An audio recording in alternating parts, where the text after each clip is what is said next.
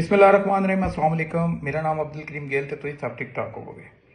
American एक photographer सी Kevin quarter. उन्हें Sudan दे विच एक बच्ची भुख दे नाल बिलकदी मरदी देखी और नाल एक गिद्ध इस चीज़ इंतजार च बैठा सी कि किदों मरे और मैं खावां, और उन्हें तस्वीर खिंची। न्यूयॉर्क टाइम दे विच उहदी तस्वीर पब्लिश हुई और बेस्ट फोटोग्राफर अवार्ड मिलिया। लेकिन कुछ अरसे बाद उन्होंने इस चीज़ का एहसास होया कि उन्हें अपने फ्यूचर या अपने करियर की खातर एक इंसानी जान नहीं बचाई तो उन्हें खुदकशी कर ली। हर मुल्क के अंदर आर्कियोलॉजी डिपार्टमेंट या सारे कदीमां का एक डिपार्टमेंट होंदा। उस डिपार्टमेंट का काम यह होंदा कि जिहड़े ऑलरेडी मदफून लोग या आबादियां या कौमां उन्होंने खोद के देखा जाए कि ये की करते से, किदां रहिंदे सी। और इस दुनिया के फंड करने वास्ते यूनैस्को UN की एक एजेंसी है, UN का पूरे डिपार्टमेंट है जिहड़ा इनू बहुत ज़्यादा फंड करता।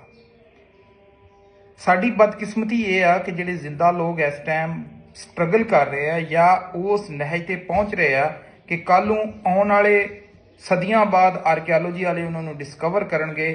अज उन्होंने हकीकी जरूरत आ, ना कि उन्होंने मदफून आबादियां या दबी हुई आबादियां या सिविलाइजेशन या कौमां नूं खोज के ये वेखिए कि मरे किदां है।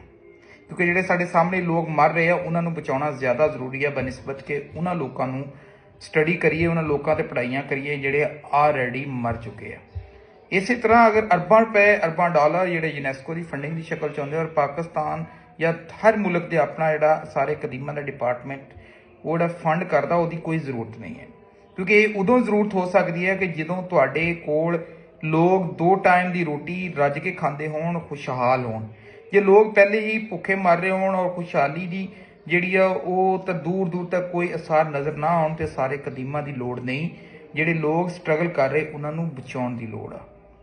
अगर तुहानूं मेरी इस गल ते मुतफिक करदे हो तो शेयर करियो और अपने कमेंट्स दे विच अपनी राय दे नाल इजहार जरूर करियो कि इंसानी जिंदगी जिहड़ी इस टाइम मुश्किलात च वो बचाउणी जरूरी है कि या जिहड़े हज़ारों साल पहले दब गए आ उन्होंने कढ़ के उन्हां ते रिसर्च करना या उन्होंने पढ़ना जरूरी है कि ये किदां मरे सी। ये है सवाल तुहाडे उत्ते और इसदा जवाब तुसीं और असीं सारिआं ने देना।